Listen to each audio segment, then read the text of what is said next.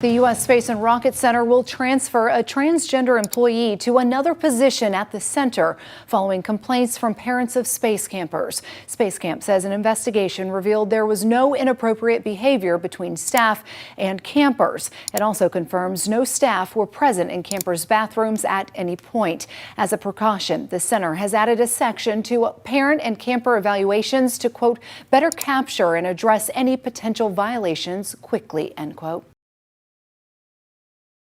Hey folks, Dale Jackson here for Yellowhammer Now, and it's time that we talk about this Space Camp investigation. Well, the media tells you all is well, the investigation is complete, and no wrongdoing was found. Except that's not really what they found, is it? No, it's not. Let's look at Way 31. They accurately reported this when they said Space Camp employee transferred. Okay. And you saw the story at the beginning of this clip that gives you a little bit more information. 48 News, WAFF in Huntsville as well, says this. U.S. Space and Rocket Center concludes investigation into allegations made against transgender employee. Okay, now that's accurate as well. Doesn't really tell you what happened. But that's okay. We're okay with that headline. And then there's this from AL.com. The kings of misinformation here in the great state of Alabama.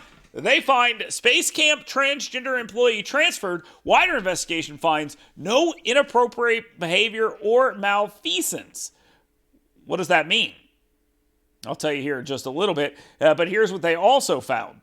They also found that other policy violations, quote, have been addressed as an internal personnel matter, declining to say exactly what that was. So obviously something was going on, and they're not going to tell you what it is. They will continue to tell you things that it is not, and that is fine.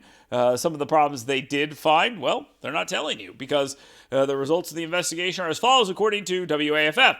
There is no evidence of inappropriate behavior or malfeasance between any Space Camp staff and student campers. At no time were staff present in campers' bathrooms. Our policies and our facility are designed to create spaces where campers may dress, shower, and use the restroom in private. We have received differing accounts about whether an employee spoke to campers on subjects that are prohibited, such as disclosing personal details, religious or political points of view. We've added a section to our camper and parent evaluations to better capture and address any potential violations quickly. That means they absolutely happen. So let's make sure we understand that. And lastly, all their policy violations that were subject to the investigation have been addressed as an internal personnel matter, and that includes transferring the employee in question to another job at the center.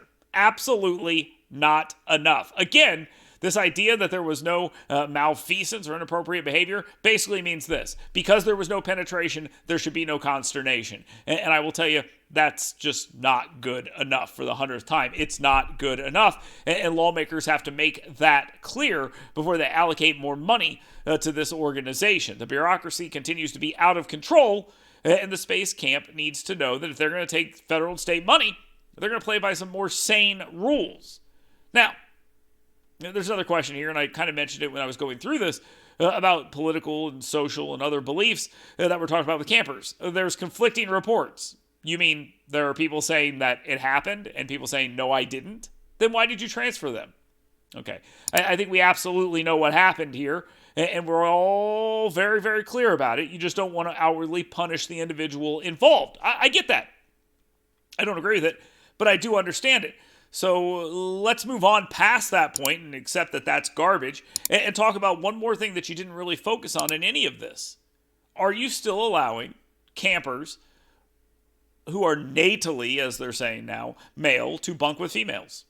That was not addressed. That's one of the allegations that have been made, and it's not even remotely discussed here. We need an answer to that question. So this report is not good enough, and this is not over.